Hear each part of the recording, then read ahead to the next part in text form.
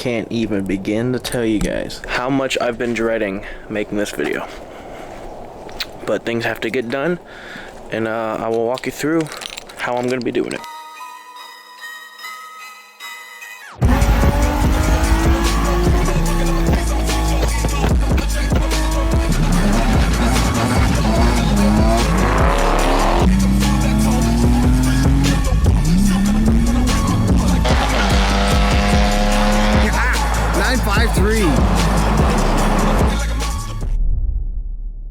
If you guys aren't already aware, the 350Z has been down for a little bit, and you know, I thought I was gonna be like retiring it, but little did I know there's a lot of stuff on this car that I have yet to discover.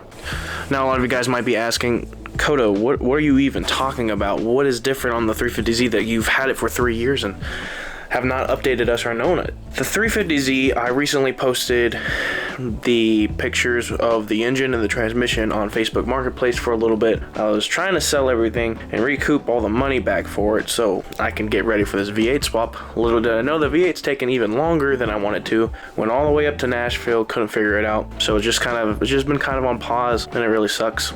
But in the midst of me uploading these pictures and stuff to Facebook, me trying to sell my motor and my transmission, previous owner of the 350Z, not the one that I bought it from, but the previous owner of the 350Z, sent me a bunch of pictures and all these other things of the car when he owned it, and he was like, dude, you have all this stuff done to it. But one thing that was still true on that motor was that it was tuned. And this entire time I've been running it on the drag strip, doing all these cool videos of me beating my buddy's Mustang, him beating me, beating a bunch of cars that you think my Z wouldn't beat, just to find out I've been in fuel economy mode and that my car is actually tuned with an up-rev tune. So much simple stuff that I didn't know. The reason why I couldn't rev over 6,000 RPMs is because I was on fuel economy tune. There's literally a launch control and racing tune that's supposed to be revving to 7,500, and I can't test it because my throwout bearing went out. So I dropped by Nissan. I have a couple buddies at Nissan who work there who gave me a discount. Get myself a throwout bearing. You can see that. That's the throwout bearing. Very cool, very chill. Thank you, Nick and Gabe, for helping me out, especially Nick. I think Nick was the one who gave me the code. So today we're going to be dropping my transmission, hoping there's no issues with the clutch, and throwing the throwout bearing on. See what happens. See if the car will stop squealing and let me drive it. If so, we got a good amount of videos coming up. Let's get started. We're going to lift it up on all 4 of these sections. We're going to lift it by the front suspension there, and the rear camber arms in the back, or the tow buckets, whatever you want to call them.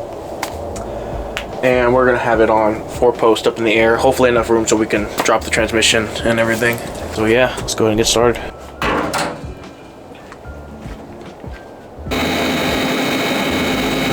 So it's going to be really hard for me to sort of record everything that I'm going through, especially with me being under the vehicle. As much as I would like to give you guys a brief explanation of, you know, everything that I'm doing, showing you guys me pulling the transmission and everything, I am running out of time. This is my last day to work on it before I got to go back to work. So I'm really just going to kind of give you like short updates. I've got the heat generator running with diesel now. I got all the jack stands underneath the car. I'll be lifting the car up, removing the shift boot, the shifter linkage and all that stuff. Go ahead and take out the exhaust, the drive shaft, all that stuff.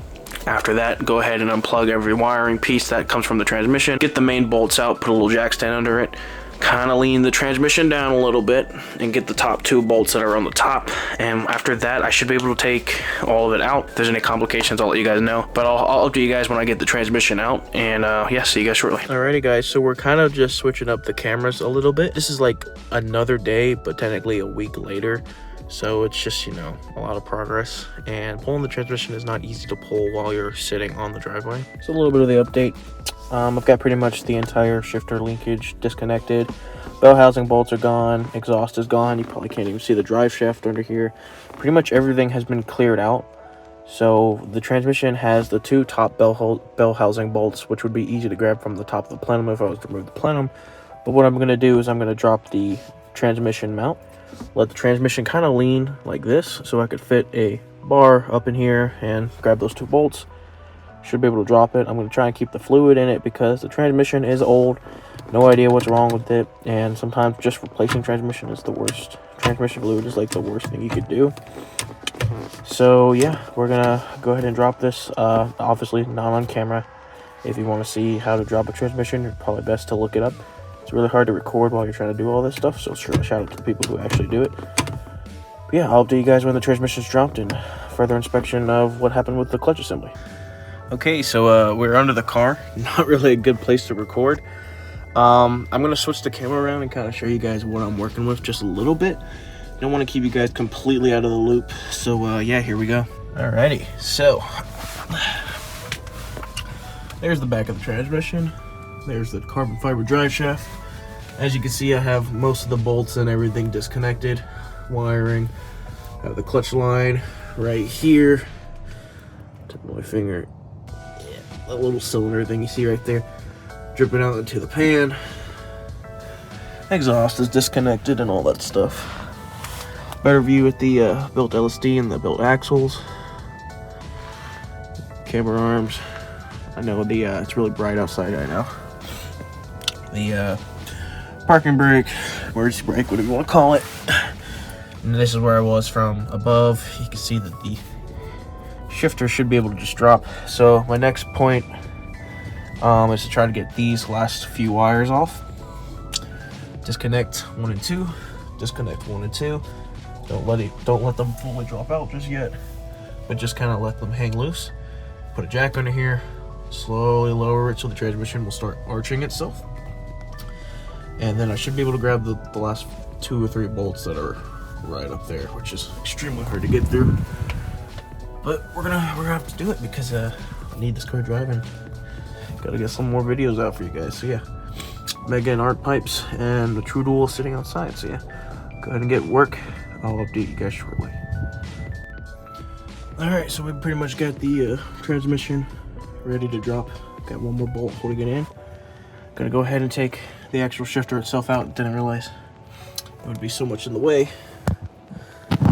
So hopefully you guys can see what I'm working on, but basically just gonna get in here and disconnect this. Well, I thought it was a 10, apparently it's a 14. Okay, guess we'll go to 12.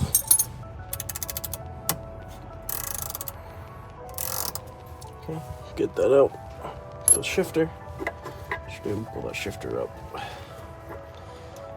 See if we can just get that in the spring. Just to sit up there. Well, it went somewhere, so assuming pretty good. Gotta take that 14 off on the front, hold it in. Rest of the transmission, and it'll be ready to drop. What's up, guys? Alrighty, guys, we have the transmission dropped. Not sure if you can see that.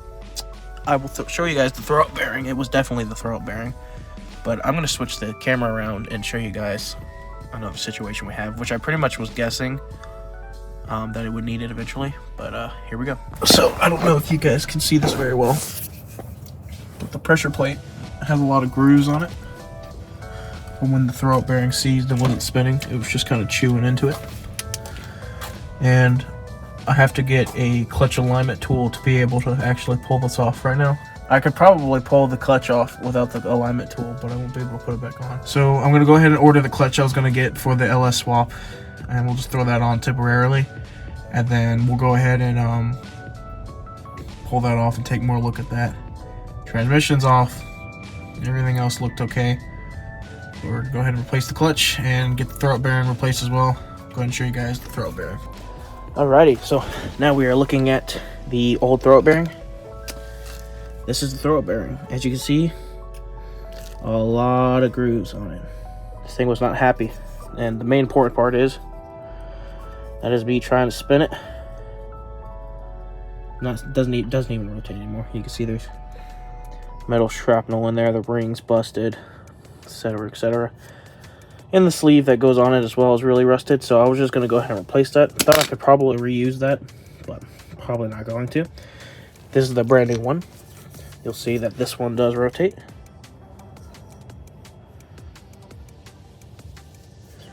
So we'll go ahead and get that replaced as proper.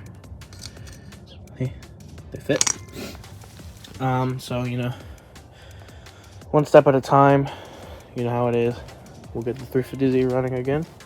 I really just kind of wanted to update you guys, showing you that I am still making progress on the Z while uploading the videos. So this is kind of like a spoiler, I know. It's very bright. It's just kind of a spoiler to everything that's happening right now with the Z. I'll explain more in another video. LS swap is going to be on hold for just a little longer. We'll go ahead and get this bad boy fixed back up. It's very bright outside. Sorry, guys. But yeah,